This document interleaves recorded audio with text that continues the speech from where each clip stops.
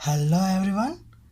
अभी तक हमने फर्स्ट चैप्टर में फिजिक्स के कुछ चीज़ें पढ़ी थी जिन्हें हम 1 मिनट का टाइम लेके रिकॉल करने की कोशिश करते हैं और उसके बाद हम यूनिट सेकंड जो कि magnetic effect of electric current है इसकी तरफ आगे बढ़ेंगे। तो जब बात आती है फर्स्ट यूनिट की तो उसमें हमने क्या पढ़ा? उसमें हमने देखा था कि इलेक्ट्रिसिटी कैसे फ्लो हो रही है, इलेक्ट्रिक पोटेंशियल करके कोई चीज़ हो रही थी, वो क्या होती है वो जाना हमने। इलेक्ट्रिक पोटेंशियल डिफरेंस देखा हमने, ओम्स लॉ देखा हमने, और ओम्स लॉ का ही सिग्निफिकेंस हमें एज अ रेजिस्टेंस मिला था। तो रेजिस्टेंस के बारे में हमने पढ़ा कि सीरीज कॉम्बिनेशन या पैरेलल कॉम्बिनेशन क्या होता है, और उसी में आगे बढ़ते हुए हमने इलेक्ट्रिक पावर, ये सारी चीज़ें हमने कवर की थी और इस तरीके से हमने फर्स्ट यूनिट को वाइंड अप किया था। अब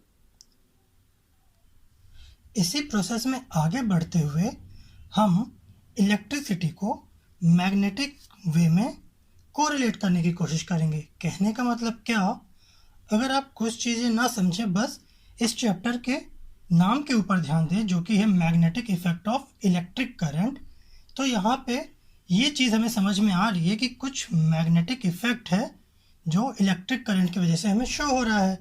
और मैग्नेटिक इफेक्ट की बात करें तो हमारे ध्यान में एक मैग्नेट ध्यान में आ रहा है, और अगर मैग्नेट की प्रॉपर्टीज़ के बारे में जानने की कोशिश करें तो हमें पता चलता है कि मैग्नेट कोई एक एलिमेंट है जो अदर मैग्नेट को या अदर किसी भी स्टील या आयरन पार्टिकल को अट्रैक्ट करने की कोशिश करता है। तो ये सारी चीज़ें हैं जो मैग्नेट के बारे में हम अभी तक जानते हैं। तो इस चैप्टर में हमारा पूरा मोटिव यही रहेगा कि हम जान पाएँ कि इलेक्ट्रिक करंट भी इस तरह के कोई इफ़ेक्ट शो करता है क्या, और अगर करता है तो वो कैसे करता है और क्यों करता है। ये सारी चीज़ें हैं जो इस चैप्टर में हमें सीखने को मिलेंगी। तो आगे बढ़ते हुए हम पहले थोड़ी सी कोशिश करेंगे कि मैग्नेट के बारे में जानें, क्योंकि पूरा चैप्टर ही मैग्नेट से रिलेटेड है। तो अपन कोशिश करते हैं कि पहले मैग्नेट के बारे में थोड़ी सी जानकारी ले लें, फिर उसके बाद इलेक्ट्रिक करंट के बारे में पढ़ेंगे और दोनों को कोरिलेट करने की कोशिश करेंगे। ठीक है, तो अगर हम शुरू करें मैग्नेट को जानने की बात से, तो मैग्नेट के बारे में एक छोटी सी जानकारी हमें ये पता है कि ये किसी स्मॉल पीस आयरन के या किसी भी स्टील के या अदर मैग्नेट को अट्रैक्ट या रिपेल करने की कोशिश करता है। आयरन या स्टील के केस में हर बार ये अट्रैक्ट ही करता है, लेकिन अगर बात करें एक मैग्नेट जब दूसरे मैग्नेट के कांटेक्ट में आने की कोशिश करता है तो उसे अट्रैक्ट या रिपेल करता है, वो पोल्स के अकॉर्डिंग। वो चीज़ आगे हम देखेंगे। और एक और चीज़ हम जानते हैं मैग्नेट के बारे में ये कि वो हमेशा अगर उसे फ्रीली अपन सस्पेंड करें किसी थ्रेड से बांध कर तो हमेशा नॉर्थ और साउथ की डायरेक्शन में ही वो रुकता है। अगर वो एक बार मैग्नेट है तो हम ये क्लियरली देख सकते हैं। तो इन जानकारी के साथ अगर हमें मैग्नेट को डिफाइन करना हो तो हम क्या लिख सकते हैं? A substance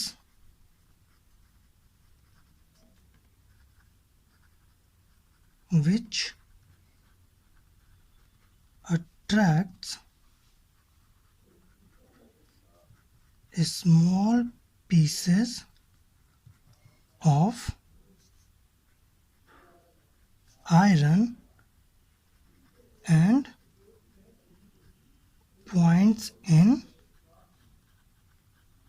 north south direction when suspended freely is known as magnet. इतनी चीज़ मैग्नेट के बारे में अपन जानते हैं, इतनी चीज़ की हेल्प से अपन ने मैग्नेट को डिफाइन की कोशिश की। ठीक, अपन मैग्नेट को डिफाइन कर चुके हैं और अपन ये भी जानते हैं, अपन ने पिछली क्लासेस में पढ़ा हुआ है मैग्नेटिज्म में, बस उसे रिकॉल करने की ज़रूरत है कि अगर कोई ये मैग्नेट है, कोई बार मैग्नेट है जिसका ये नॉर्थ पोल है और ये साउथ पोल है, और ऐसा ही एक और बार मैग्नेट है जिसका ये नॉर्थ पोल है और ये साउथ पोल है। तो अपन ये बात बहुत अच्छे से समझ चुके हैं कि जब अपोजिट पोल्स होते हैं किन्हीं मैग्नेट के तो एक दूसरे को अट्रैक्ट करने की कोशिश करते हैं। और इसी तरह का सिमिलर पोल्स हों, जैसे नॉर्थ पोल और नॉर्थ पोल, तो ये एक दूसरे को रिपेल करने की कोशिश करेंगे। ऐसा ही अगर सिमिलर साउथ पोल्स हों तो इस केस में भी ये एक दूसरे को रिपेल करेंगे। तो अपन बस छोटा सा नोट डाल के ये लिख सकते हैं कि कैसे सिमिलर पोल्स के साथ इनकी बिहेवियर रहते हैं और कैसे अपोजिट पोल्स के साथ इनका बिहेवियर हमें शो होता है। तो अपन लिख सकते हैं लाइक मीन्स एक जैसे, like magnetic poles repel each other while unlike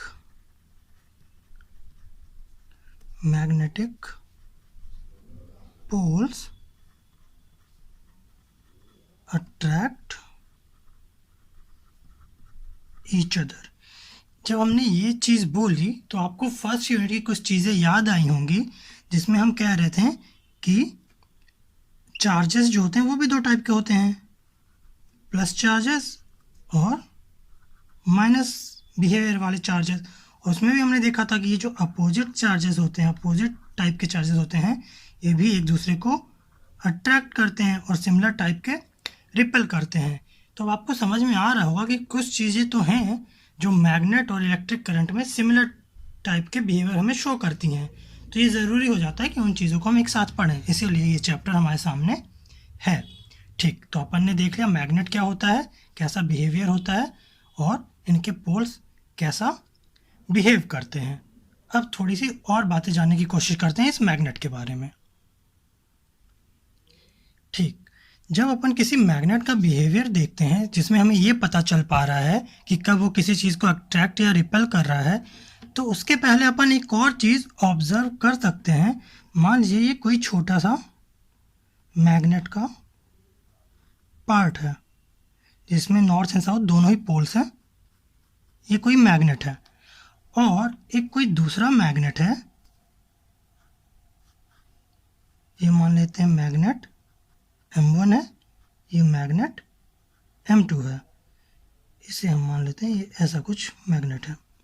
ठीक, तो अपन क्या करने जा रहे हैं, अगर अपन को ये देखना है कि ये अट्रैक्ट हो रहे हैं या रिपेल हो रहे हैं, ये फिनोमिना देखने के लिए ये ज़रूरी हो जाता है कि इस मैग्नेट को हम इसके पास लाने की कोशिश करें, क्योंकि अगर ये डिस्टेंस काफ़ी होगा, एक कंसीडरेबल डिस्टेंस होगा, तो ये फोर्स अपन इसके ऊपर फील नहीं कर पाएंगे।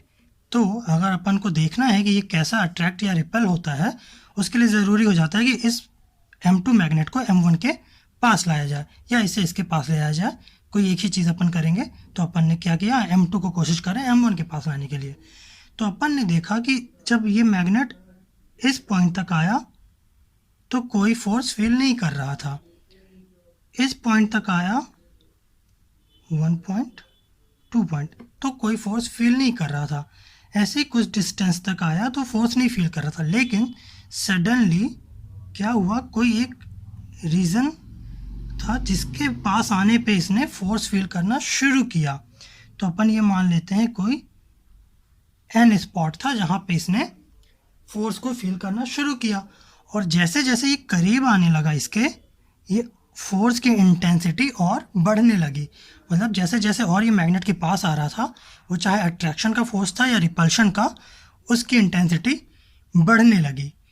तो अपन ये कह सकते हैं कि कोई एक पर्टिकुलर रीज़न था, पर्टिकुलर एरिया था, जिसके अंदर आने के बाद ये M2 मैग्नेट जो है एक फोर्स फील करने लगा।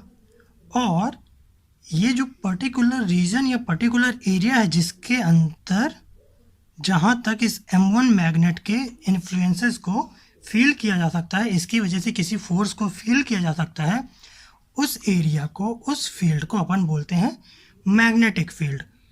अगर एक लाइन में समराइज करके बोलना हो तो हम क्या बोलेंगे, किसी मैग्नेट के अराउंड उसका जो इन्फ्लुएंस एरिया है उसे अपन बोलते हैं मैग्नेटिक फील्ड, जहाँ पे कोई दूसरा मैग्नेट उस फोर्स को महसूस कर सके। ठीक, एक चीज़ अपन ने ये जानी, एक चीज़ और जानने की कोशिश करते हैं। मान लेते हैं इसका कोई भी पोल हो, ये तो अपन जान चुके हैं, या तो अट्रैक्ट होगा या रिपेल होगा, शांत नहीं बैठेगा। इस एरिया में आने के बाद कुछ ना कुछ फोर्स तो इसको लगेगा ही, जो पहले नहीं लग रहा था। मतलब यहाँ आने के बाद कुछ फोर्स है जो हमें देखने को मिलता है। मान लेते हैं अब ये मैग्नेट यहाँ पे आ चुका है, ऐसा कोई मैग्नेट यहाँ पे आ गया। अब ये कोई फोर्स महसूस कर पा रहा है, वो फोर्स किसकी वजह से? M1 मैग्नेट की वजह से। ये अपना M2 मैग्नेट था।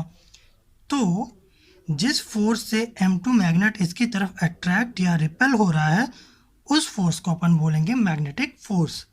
तो इस चीज़ से अपन ने दो कॉन्सेप्ट क्या सीखे? एक मैग्नेटिक फील्ड, मैग्नेटिक फील्ड क्या? जो किसी मैग्नेट के अराउंड किसी रीजन में है, जो कोई दूसरा मैग्नेट इस फील्ड में आने पे महसूस करता है। और मैग्नेटिक फोर्स क्या? जिस फोर्स से ये अट्रैक्ट या रिपेल हो रहा है, उसे ही अपन कह रहे हैं मैग्नेटिक फोर्स। ये दो चीज़ें अपन ने जानी, तो इन दो चीज़ों को अपन नोट करते हैं। पहली चीज़ अपन ने क्या जानी? Magnetic field. हमने क्या बोला? द स्पेस और reason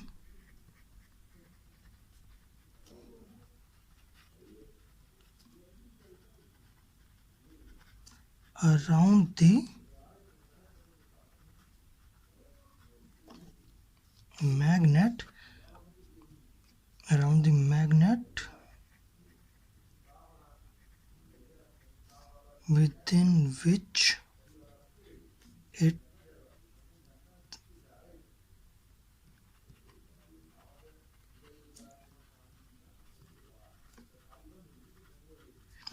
space or region around the magnet within which its influence can be felt। अपन ने क्या बोला? कोई स्पेस या कोई रीजन है जिसके आसपास मैग्नेट के इसका इन्फ्लुएंस फील किया जा सकता है। इन्फ्लुएंस क्या है? That is some kind of force. ठीक, बाय इसका इन्फ्लुएंस कौन फील कर रहा है? Other magnet, by another magnet is called a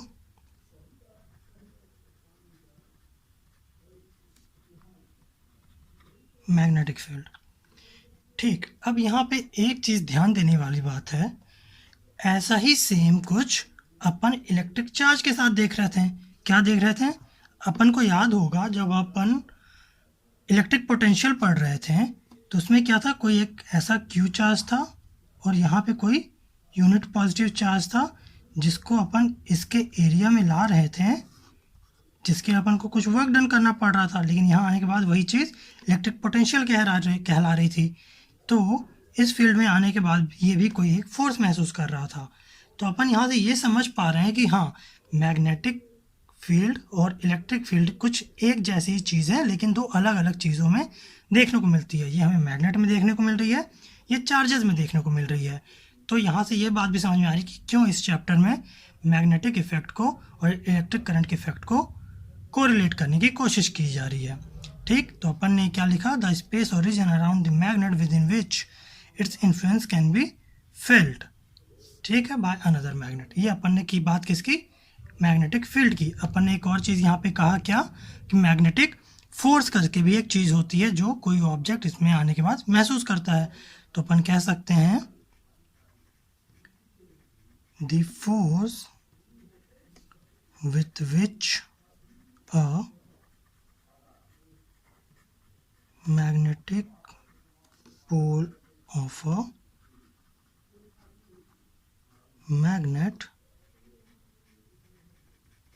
attract or repels another magnetic pole of another magnet। क्या कह रहे हैं अपन? एक फोर्स जो किसी मैग्नेटिक पोल की वजह से दूसरे मैग्नेट के मैग्नेटिक पोल को अट्रैक्ट या रिपेल करेगी, डिपेंडिंग कि वो कैसा है, सेम है या अपोजिट है। तो अपन ने क्या कहा, another magnet is called magnetic force. ये चीज़ अपन ने कह ली मैग्नेटिक फोर्स के बारे में, और ये चीज़ हमने जान ली मैग्नेटिक फील्ड के बारे में। ठीक है, अब ये जो डायग्राम अपन ने बनाया तो इसमें हमने ये फोर्स और मैग्नेटिक फील्ड तो देख लिया, लेकिन ये जो लाइंस हैं जो किसी मैग्नेट की वजह से जनरेट हो रही हैं, इनके लिए भी एक स्पेसिफिक टर्म यूज़ किया जाता है, इन्हें भी एक स्पेशल नाम दिया जाता है, और इन्हें हम कहते हैं मैग्नेटिक फील्ड लाइंस, जो मैग्नेट से जनरेट हो रही होती हैं। तो इसके बारे में हम जानने की कोशिश करते हैं कि मैग्नेटिक फील्ड लाइंस है क्या। अभी तक हमने क्या क्या पढ़ा, एक बार रिकॉल करते हैं। हमने शुरुआत की मैग्नेट को जानने से कि मैग्नेट क्या होता है और कैसे ये लाइक पोल्स और अनलाइक पोल के बीच में बिहेवियर शो करता है। उसके बाद हमने देखा कि मैग्नेटिक फील्ड क्या होती हैं, और इसी के अंदर हमने देख लिया कि मैग्नेटिक फोर्स क्या चीज़ होती है। अब हम एक और चीज़ देखने जा रहे हैं कि मैग्नेटिक फील्ड लाइंस क्या होती हैं। ठीक है, ठीक, मैग्नेटिक फील्ड लाइंस का ओवरव्यू तो हमने ले लिया कि कुछ किस तरीके की चीज़ें हैं। अब हम उनको प्रॉपरली देखने की कोशिश करते हैं। मैग्नेटिक फील्ड लाइंस होने के लिए पहली ज़रूरी क्या चीज़ है जो हमारे पास होनी चाहिए, वो है कि हमारे पास कोई एक मैग्नेट हो। तो हम एक बार मैग्नेट का यूज़ कर रहे हैं। ये कोई बार मैग्नेट है जिनमें ये दो पोल्स हैं हमारे पास, कौन कौन से, north pole and south poles. तो अभी तक जो हम ऐसा राउंड एक फील्ड शो कर रहे थे, एक्चुअल में वो फील्ड हमें मिलती कैसे है, वो फील्ड आखिर बनी कैसे, ये जानने के लिए हमें क्या करना होगा, हमें ज़रूरत पड़ेगी एक मैग्नेटिक कंपास की। मैग्नेटिक कंपास क्या होता है, एक ऐसी डिवाइस है जो हमें डायरेक्शन शो करती है। आपने देखा होगा एक ऐसा वॉच टाइप की कोई चीज़ है,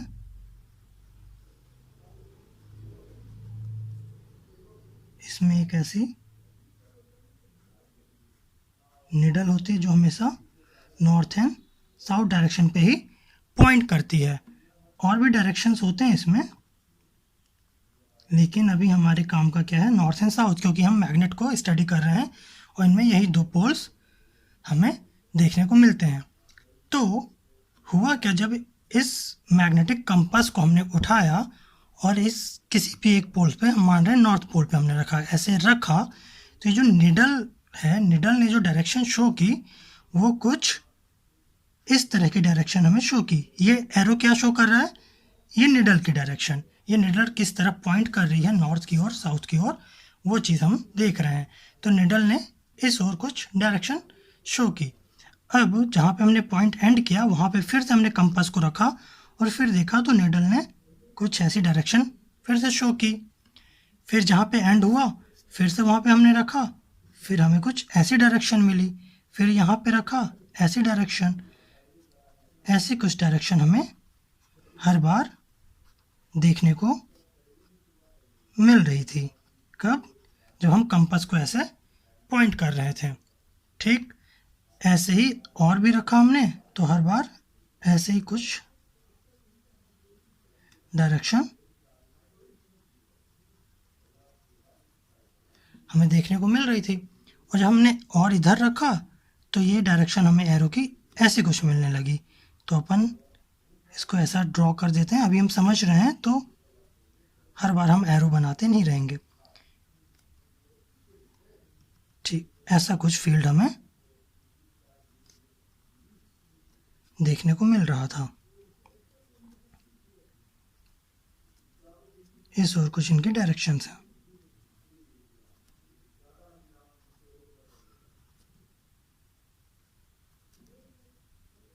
हम देख रहे हैं ये इधर से नॉर्थ साइड से इमर्ज हो रही हैं और साउथ में आके एंटर हो रही हैं, ऐसी चीज़ें हमें कुछ देखने को मिल रही हैं। तो ये लाइंस कहीं से गई होंगी तो कहीं ऐसे आके इसमें एंटर भी हो रही होंगी।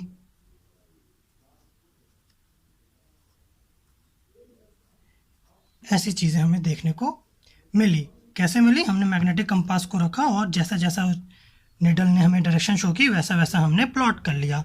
तो फाइनल रिजल्ट हमें कुछ ऐसा देखने को मिलता है। अब ये जो हमें लाइंस मिले इन्हें ही हम कह रहे हैं मैग्नेटिक फील्ड लाइंस, ठीक है। तो हुआ क्या, इनकी भी कुछ प्रॉपर्टीज़ होती हैं। ये ऐसा नहीं कि कहीं भी भाग रही हैं, कैसे भी भाग रही हैं, ये एक पैटर्न शो करती हैं अपने आप को फॉर्म करने में, जिन्हें हम कह रहे हैं कि ये मैग्नेटिक फील्ड लाइंस की कुछ प्रॉपर्टीज़ होंगी। तो अपन एक एक करके उन प्रॉपर्टीज़ को जानने की कोशिश करते हैं।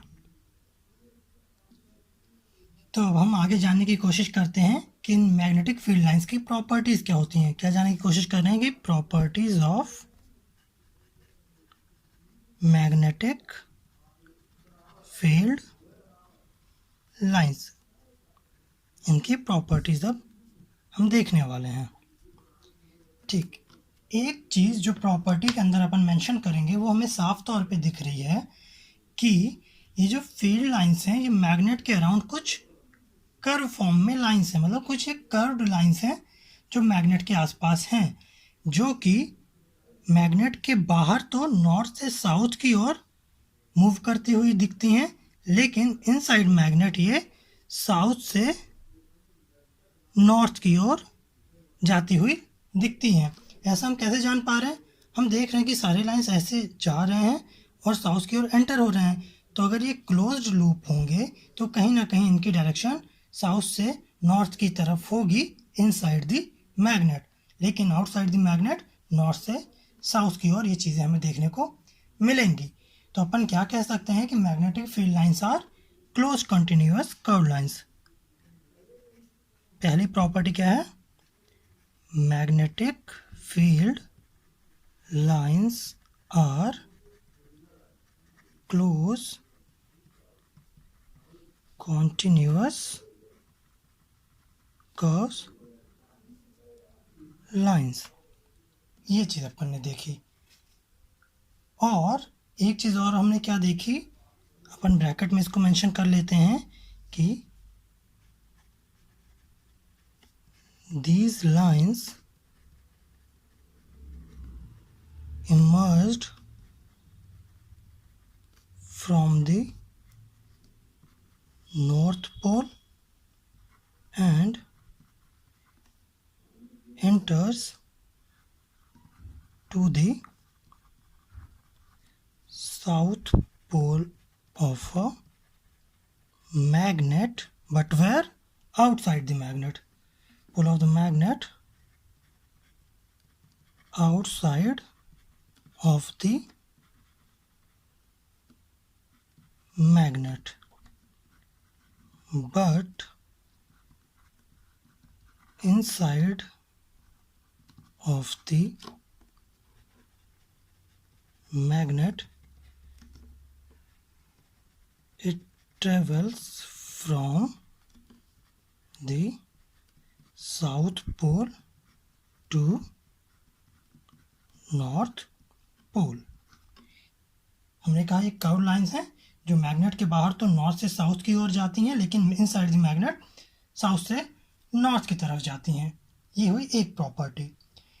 दूसरी प्रॉपर्टी की हम बात करें तो हम यहाँ देख पा रहे हैं कि कोई भी दो फील्ड लाइंस एक दूसरे को इंटरसेक्ट नहीं कर रही, एक दूसरे को क्रॉस नहीं कर रही हैं। सबका एक इंडिविजुअल पाथ है जिस पे वो हमें बनी हुई दिख रही हैं। अच्छा, होता क्या है कि ये जो कर्व लाइन है इस पे किसी भी पॉइंट पे अगर अपन कोई टेंजेंट ड्रॉ करें तो वो टेंजेंट हमें इस फील्ड लाइन की डायरेक्शन के बारे में बताएगा। मान लेते हैं ये कोई लाइन है, इस पॉइंट पे हमें टेंजेंट ड्रॉ करके डायरेक्शन का पता करना है। तो अपन टेंजेंट ऐसा ड्रॉ करते हैं तो यहाँ पे इस मैग्नेटिक फील्ड की डायरेक्शन जो है वो इस तरफ है, ठीक। अगर यहाँ पे ड्रॉ करें तो वो इस तरफ है, यहाँ पे ड्रॉ करें तो इस तरफ डायरेक्शन है। अपन जानते हैं कि टेंजेंट कैसे ड्रॉ करते हैं, ठीक। तो अपन ने ऐसा एक टेंजेंट ड्रॉ किया तो इससे हमें डायरेक्शन पता चला, ठीक। अपन ये बात मान चुके हैं कि किसी भी कर्व पे किसी भी पॉइंट पे अगर अपन टेंजेंट ड्रॉ करते हैं तो उस पॉइंट पे हमें उसका डायरेक्शन पता चल जाता है। अब सपोज कि कोई दो लाइंस दो फील्ड लाइंस एक दूसरे को इंटरसेक्ट कर रही हैं या कट कर रही हैं। कहने का मतलब क्या, मान लेते हैं एक कोई फील्ड लाइन ऐसे जा रही थी और दूसरी एक कोई फील्ड लाइन ऐसे गई और उसने एक दूसरे को यहाँ पे इंटरसेक्ट किया, कट किया। ये क्या है, हमारी मैग्नेटिक फील्ड लाइंस हैं। और हमने अभी क्या कहा कि अगर हम किसी पॉइंट पे टेंजेंट ड्रॉ करते हैं तो उस पॉइंट पे हमें मैग्नेटिक फील्ड की डायरेक्शन का पता चलता है। तो अगर हम यहाँ पे टेंजेंट ड्रॉ करें, दो कर्व्स हैं, तो अगर इस कर्व पे हम टेंजेंट ड्रॉ करें इस पॉइंट पे तो हमें कुछ ऐसा टेंजेंट मिलेगा। और अगर इसी पॉइंट पे इस कर्व के करस्पॉन्डिंग हम टेंजेंट ड्रॉ करें तो हमें कुछ ऐसा टेंजेंट देखने को मिलेगा। इसका मतलब क्या कि हमें एक ही पॉइंट पे दो डायरेक्शंस मिल रहे हैं, और जो कि पॉसिबल नहीं है। किसी एक पॉइंट पे तो एक ही डायरेक्शन होगी। अगर इस पॉइंट पे अपन देख रहे हैं तो कोई एक डायरेक्शन ही होगी, किसी और पॉइंट पे देख रहे हैं तो एक ही डायरेक्शन होगी। लेकिन in case of intersecting two magnetic field lines क्या होगा कि हमें दो पॉइंट मिल जाएंगे, सॉरी दो डायरेक्शन मिल जाएंगे सेम पॉइंट पे, जो कि पॉसिबल नहीं है। तो इसीलिए हम कहते हैं कि एक बहुत इंपॉर्टेंट प्रॉपर्टी है मैग्नेटिक फील्ड लाइंस की कि वो कभी एक दूसरे को इंटरसेक्ट नहीं करते हैं। तो इस चीज़ को अपन नोट कर लेते हैं। अपन क्या नोट कर रहे हैं, प्रॉपर्टी। एक प्रॉपर्टी हमने देखी कि क्लोज कंटिन्यूअस कर्व होते हैं जो कैसे नॉर्थ से साउथ और साउथ से नॉर्थ जाते हैं। अब दूसरी प्रॉपर्टी देख रहे हैं। हमने क्या कहा कि कोई टेंजेंट जो है किसी कर्व के किसी पॉइंट पे हमें मैग्नेटिक फील्ड की डायरेक्शन बताता है, और दो क्रॉस नहीं कर सकते हैं फील्ड लाइंस क्योंकि वहाँ पे दो टेंजेंट ड्रॉ कर दिए जाएंगे। तो पहली प्रॉपर्टी हम ये लिखते हैं, the tangent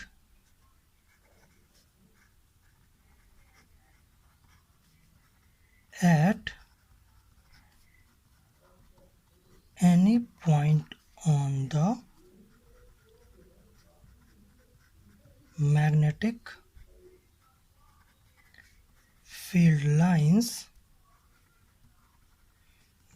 gives the direction of the magnetic field at that point। यही हमने कहा था कि कोई टेंजेंट जो है किसी पर्टिकुलर पॉइंट पे, उस पॉइंट पे मैग्नेटिक फील्ड की डायरेक्शन हमें बताएगा। और इसी के साथ एक चीज़ और हमने क्या कहा कि दो मैग्नेटिक फील्ड लाइंस कभी एक दूसरे को इंटरसेक्ट नहीं करेंगे। क्या कहा हमने, two magnetic field lines can never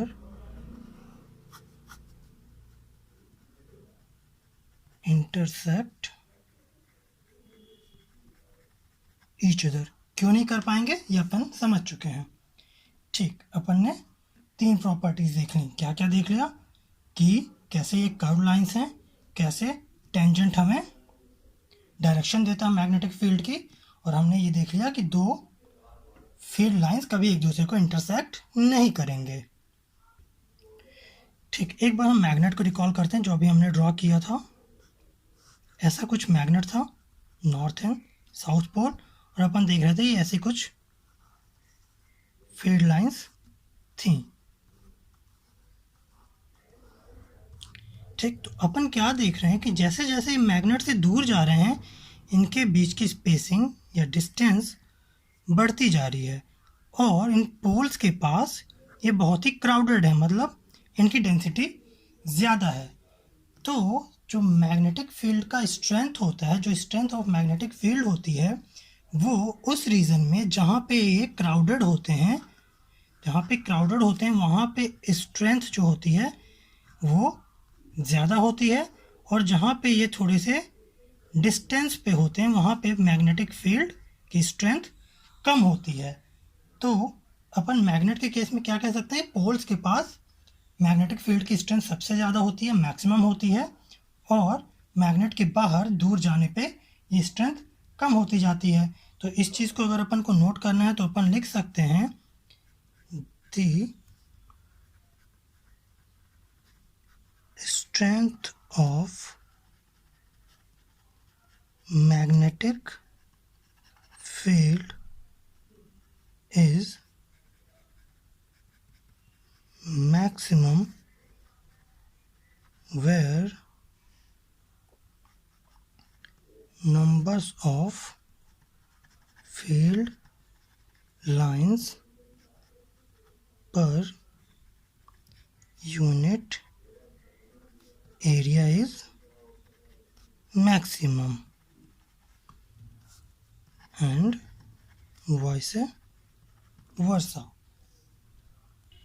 या इसी को और क्या हम कह सकते हैं, यहाँ पे हमने क्या कहा कि स्ट्रेंथ ज़्यादा होगी जहाँ पे लाइंस क्राउडेड होंगे, या इसी को हम ये कह सकते हैं कि magnetic field lines are crowded where the strength of magnetic field is more. एक ही बात है, अपन इससे उसको रिलेट करें या इससे उसको।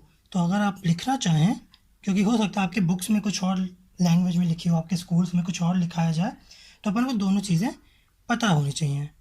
और इन अदर वर्ड्स अपन क्या लिख सकते हैं कि magnetic field lines are crowded in a region of strong magnetic field। क्या काम है कि मैग्नेटिक फील्ड लाइंस जो होती हैं क्राउडेड होती हैं, मतलब एक जगह पे ज़्यादा होती हैं जहाँ पे स्ट्रॉन्ग मैग्नेटिक फील्ड होता है। On the other hand magnetic field lines are far from each other in a region of weak magnetic field। ठीक, अपन ने क्या क्या देख लिया, अपन ने देख लिया कि मैग्नेट क्या होता है, मैग्नेट के बाद हमने देख लिया कि मैग्नेटिक फोर्स क्या होता है, मैग्नेटिक फील्ड क्या होती है, फिर उसके बाद हमने मैग्नेटिक फील्ड लाइंस और उनकी प्रॉपर्टीज़ देख ली। तो आज हम इतनी चीज़ें रखते हैं, इसके बाद आगे हम magnetic effect of electric current में और आगे देखेंगे कि क्या क्या चीज़ें हैं, जैसे ऑस्टेड एक्सपेरिमेंट हैं और भी सारी चीज़ें हैं, वो अपन आगे की क्लास में कवर करेंगे। तो तब तक आप इनको अच्छे से रिवाइज कर लीजिएगा। आप चाहें तो इसे as it is note down कर सकते हैं, और आपको अगर हमारा कंटेंट पसंद आए तो आप हमारे चैनल को सब्सक्राइब भी कर सकते हैं, और जैसी आपकी मर्ज़ी वैसा आप लाइक करना चाहें तो लाइक भी कर सकते हैं। ठीक है, तो अपन अभी तक इतना ही रखते हैं, आगे की क्लास में हम इसके आगे का देखेंगे। ठीक है, ओके।